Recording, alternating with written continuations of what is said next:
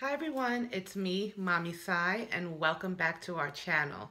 This week we're here to discuss everything that has been going on since week 28 of our pregnancy, which was my last upload. So let's go ahead and get right into it. Currently, I am 34 weeks and 1 day pregnant, and boy, has a lot changed since the last video. So between weeks 28 through 32, my symptoms pretty much mirrored each other, and that the only discomfort was the back pain along with the joint pain. That was accompanied, of course, by restless nights. It's really hard to sleep these days, as well as frequent urination. That's still a thing. It's been a thing for a very long time. Week 33 began a shift. That's when the pain started changing from my back and in my joints to my pelvis. And I don't know if that can be because of the baby dropping. It could be. That sudden discomfort change happened, like I said, week 33, and I just was in the middle of the night like, ugh, like what was that? Now, we all know, I did explain this in other videos, that Munchkin has been head down since about, I want to say about week 23. I can tell she's head down, but my pelvis began to feel like extremely like heavy or full. So at that moment, I just knew like she had to have descended a little bit lower into my pelvic region. So, you know, that's pretty much it as far as symptoms. Size and development. Right now, Munchkin is measuring somewhere about 18 inches long. She is the size of a Savoy cabbage, and she is about 5 pounds. The vernix caseosa is starting to fall off, and she is also urinating up to about a pint a day. Also preparing her body for her first meconium poop, which we all know we don't want to happen inside of our bodies. So yeah, that's all happening. At week 32, I did have a scan for growth, and Munchkin was weighing 4 pounds at that scan. Then I went back week 33 weeks and 6 days, I believe. She was 4 pounds and 8 ounces. So she's growing beautifully. We also had our first NST scan. And if you guys don't know what that is the non-stress test. It's often given to people who are advanced maternal age like myself. I am 35. I also have hypertension, which is high blood pressure, but it's controlled by medicine. So it's, you know, maintained. If you have, I think, diabetes or any form of just like early labor, early delivery, your doctor may advise you to get a non-stress test just to test the movements, the fetal heart rate versus your contractions. So of course I have no contractions going on. The lady said the line was flat as a pancake. They make you drink like a sugary drink right before you go in, or eat something so that the baby's active, and they hook you up to the monitors, and I'm gonna insert a clip right here so you guys can see that, and I'll be right back.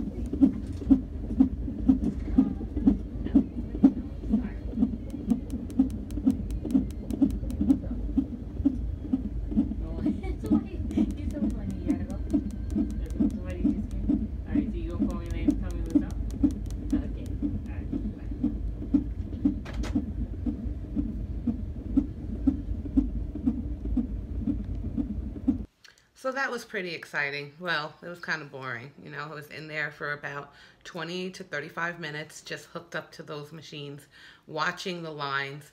I think it did give me a piece of like being in the hospital because, of course, I had the straps on my belly, which don't hurt at all. They're very, very soft.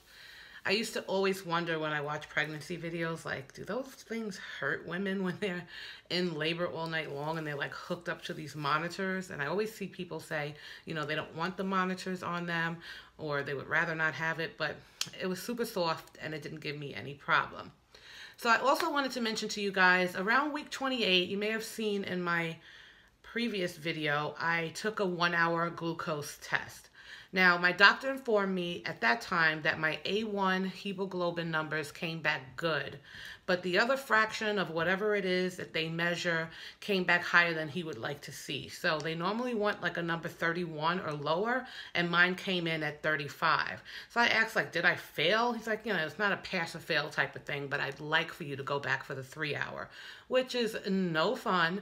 So I'll be going back next Saturday for the 3-hour glucose test, and he told me he has full confidence that my levels will be great on that test. So I don't know if it was something that I ate that day or what it was, but I didn't fast. He advised me to fast on this one. So before I go at 8 a.m. to the lab on Saturday, I am going to fast the night before and fast the next morning, which is not going to be fun because baby likes to eat, okay? And what they do is they make you drink a larger glucose drink. I think it's like 100 liters or something like that. I don't know. They make you drink the larger drink, and it's not even that bad. So I didn't mind it the last time. I won't mind it this time. And they draw your blood once an hour, every hour for 3 hours. So I'm going to get, and I think they take a first blood draw when you first walk in. So I'm going to get 4 needle pokes and have to take the sugar test. You know, with pregnancy, oftentimes I feel like they're just sending you into the doctors. At one point I thought, hey, they're just trying to take your insurance and make money, but it's all for Munchkin and it's all to make sure that she's growing healthy and good and that I'm fine. So I'm pretty much doing whatever it is that the doctors ask of me. Another exciting thing, you guys, was at week 32, we had our parent pediatrician meeting. So we met with her just to ask her some general questions, like to manage our expectations immediately after giving birth. She was really nice. She explained that we'll be coming to visit her week 1, like after we get released from the hospital and the baby's 7 days old. We'll bring her in for a weight checkup.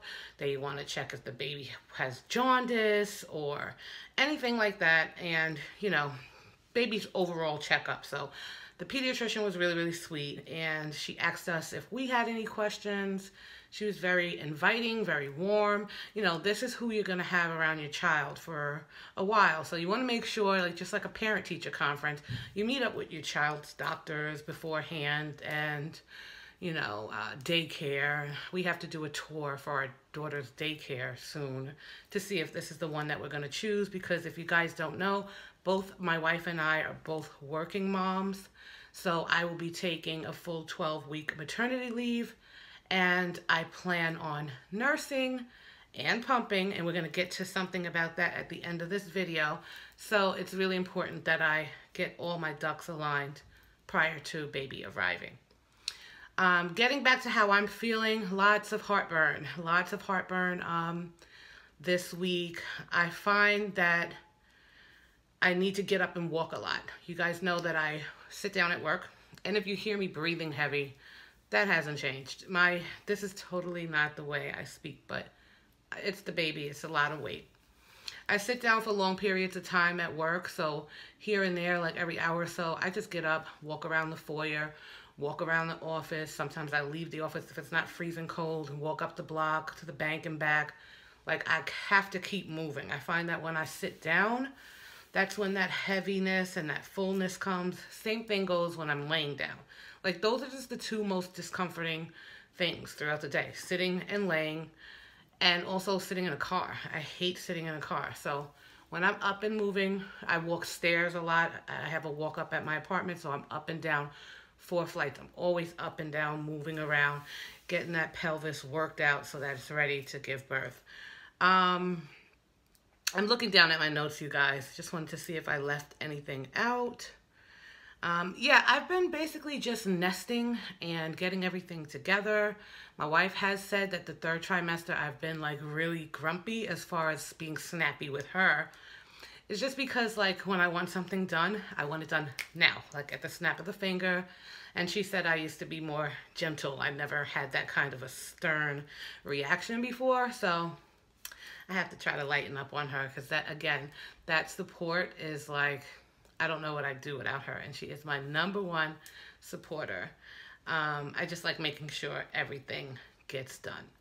So really quickly, I want to show you guys my bump, and then I have a little bonus for this video because I wanted to talk about my breast pump that I received, and I'm so excited about that.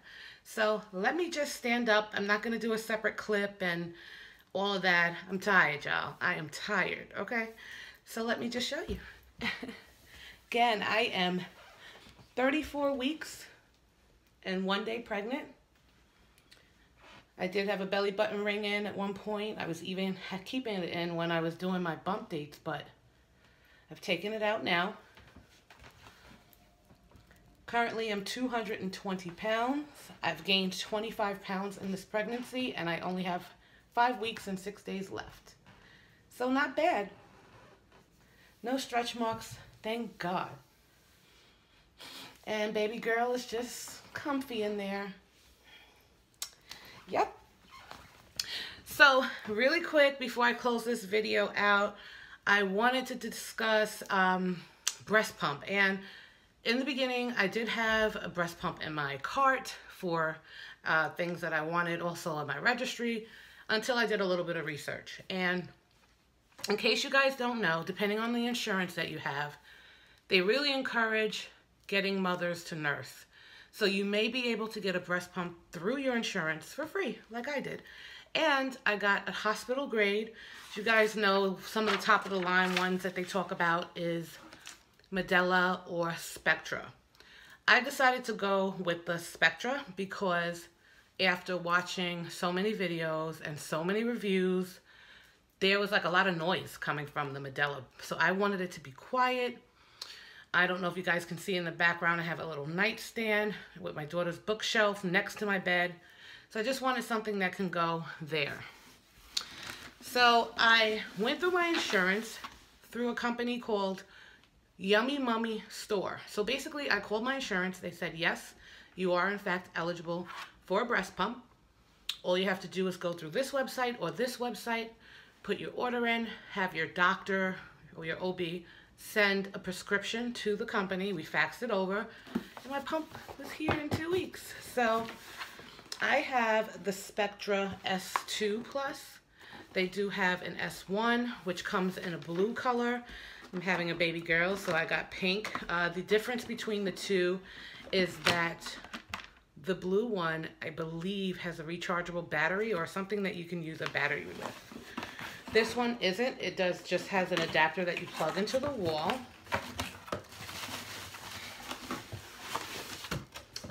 So it comes in several different parts. Here you have the machine. I hope the light is showing it good for you guys, or I could stand up and show you. Yeah, so there you have the machine.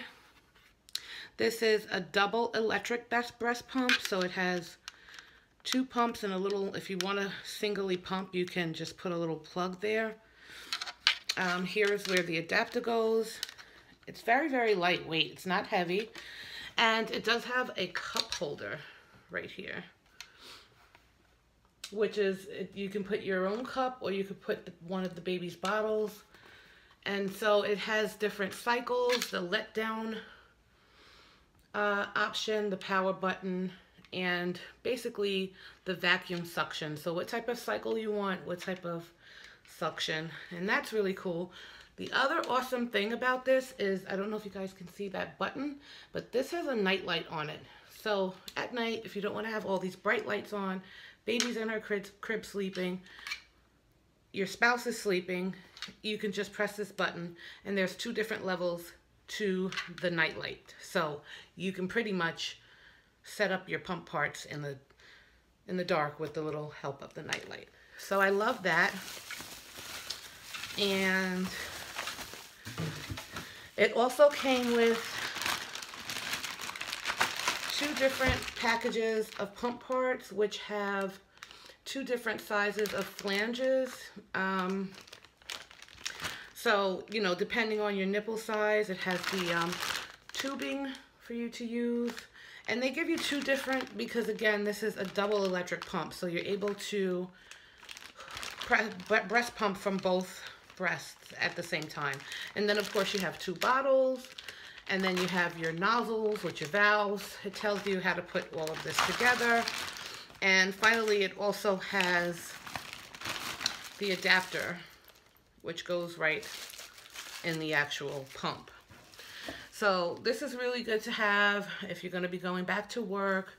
It's also small enough to like bring it to work with you in your pumping bag. When I do go back to work, I will be having a nursing room, so I'll be using that. Pretty much comes with a manual and explains like how everything works. So I'm extremely excited about that. I really just can't wait till our daughter comes. And I last left off telling you guys we had to do 2 more birthing courses, which included the hospital tour as well as a nursing course. And I found that to be really helpful. And because I'm going to a private hospital, the birthing classes were given to us for free. I found that out through my OB, so we took advantage of that. So if you guys also want to look into birthing classes, try to find out if you can get it offered for free through your local hospital or a private hospital near you, because those classes are expensive, but they are helpful.